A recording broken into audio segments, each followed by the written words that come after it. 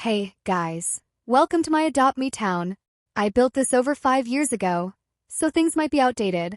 I was also unable to cover the whole lot since I reached the item limit. However, I still hope you enjoy this tour.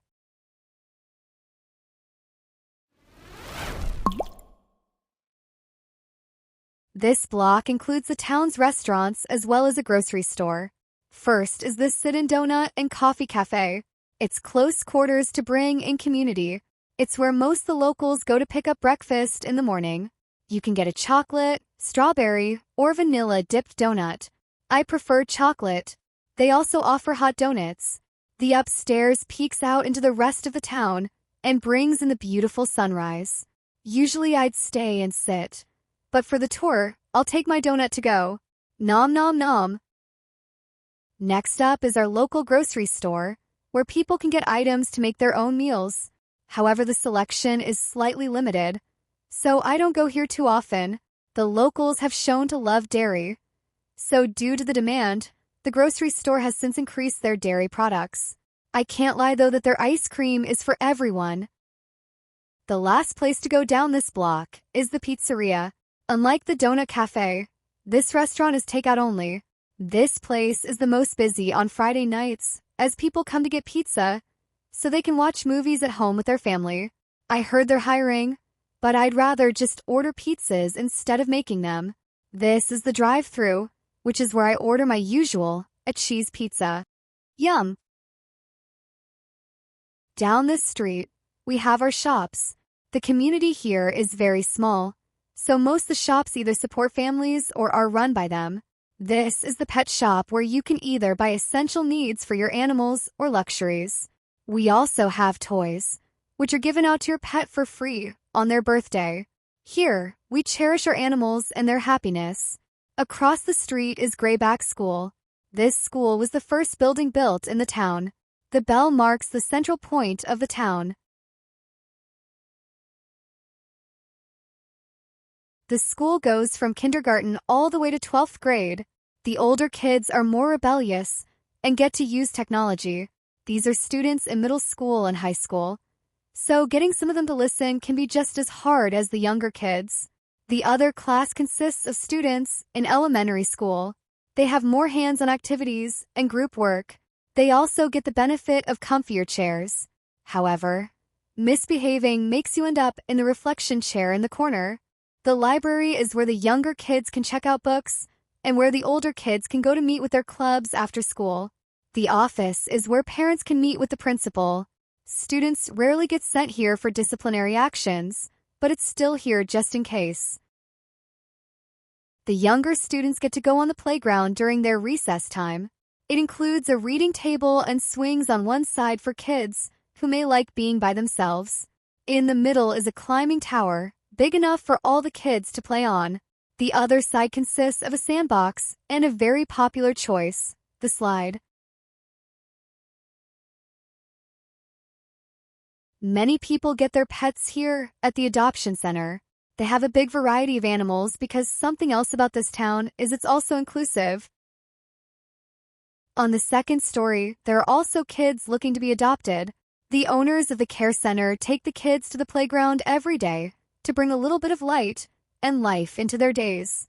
This goes for the animals as well as they are walked and played with, because even if they haven't found forever homes, the workers here make this feel as homey as they can. The last shop here in town is a family-owned one. The family paints the culture of Adopt Me and does it with precise detail. Up here is how they access the paintings hung up high on the wall. They're fond of drawing different animals since they have many pets themselves. You might spot them all around Adopt Me since they paint places, people, and things from real life. A small painting is $25 and a larger one is $50.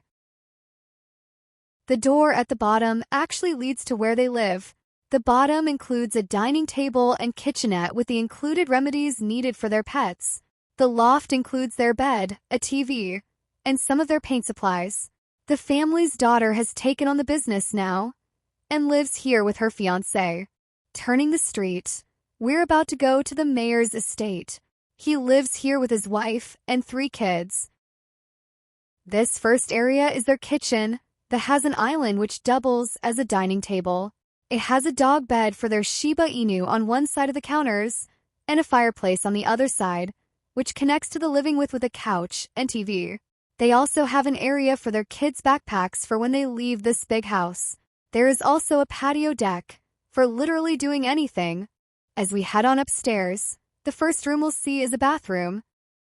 It includes a bathtub, toilet, sink, shower head, and different toiletries used by the 5 people who use the bathroom. This is the bedroom, which has a king-size bed, a bunk bed, and a crib. There's also a balcony used to look out towards the side of the town.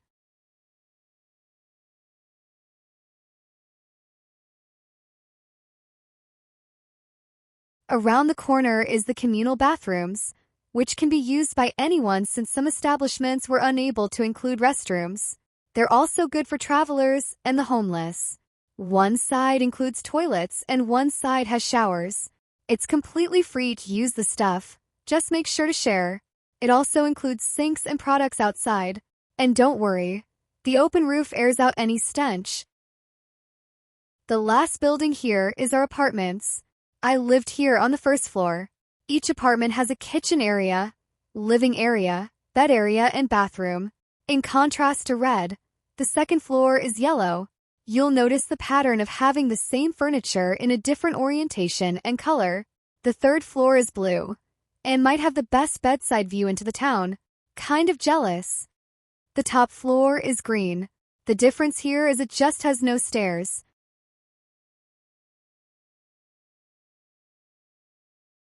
What's this? Seems like some shady activity is going on up here. Looks like someone lives here and left their computer open.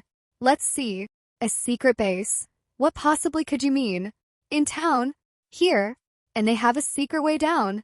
I must investigate.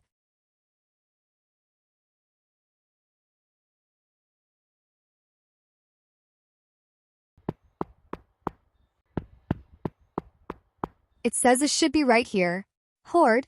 Is this some kind of evil society? And why is there an elevator?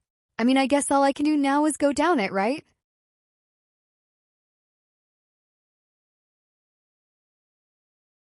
OMG. I knew it had to be evil. Do they experiment on people? The computers are on. They had to have just been here. This all seems so cruel. Is this where they make twisted experiments? Are they planning to take over the town? I guess we'll never know since that is the end of today's tour. I hope you enjoyed this video, and we'd really appreciate if you like, subscribe, and come for next Saturday's video. Bye!